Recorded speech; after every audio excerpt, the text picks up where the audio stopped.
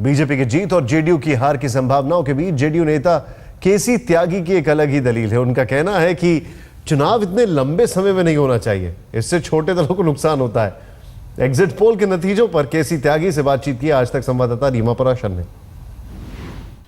Exit poll के नतीजे JDU के लिए बहुत खुशखबरी लेकर नहीं आए। हमारे साथ हैं जेडीयू के प्रवक्ता केसी त्यागी जी।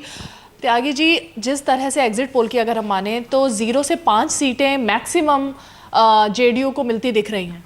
नहीं, मुझे अभी एग्जिट पोल का इंतजार है। लेकिन एग्जिट पोल पर जितने नतीजे लगातार सामने आए हैं, कल सभी अलग अलग एग्जिट पोल दिखाई दिए और उसमें यही दिखाई दिया कि जिस तरह से आप लोगों का शासन रहा, एंटी इनकम्बेंसी फैक्टर रहा, इसकी वजह या आपको क्या लगता है? देखिए, एंटी इनकम्बेंसी तो मैं इसलिए नहीं मानूंगा कि 15 साल के लालू जी के अंधा युग के बाद एक नूतन सवेरा आया था, जिसमें हम लोगों ने वहाँ पर इतने प्रयास किए हैं प्रगति के, इतने शायद गुजरात को की चर्चा ज़्यादा है, इतने कहीं नहीं हुए। तो आपको अभी भी अपने लिए क्या उम्मीद लग रही है? अगर आप एग्जिट पोल को नहीं मानते हैं तो जेडीयू का क्या दावा है?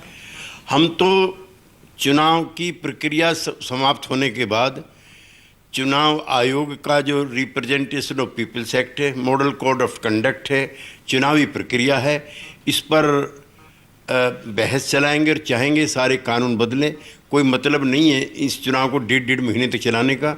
जो छोटी और गरीब लोगों की पार्टी हैं वो इस चुनाव को नहीं लड़ सकती, और ये जो बेसिक कॉन्स्टिट्यूशन की स्पिरिट है ये उसके खिलाफ है।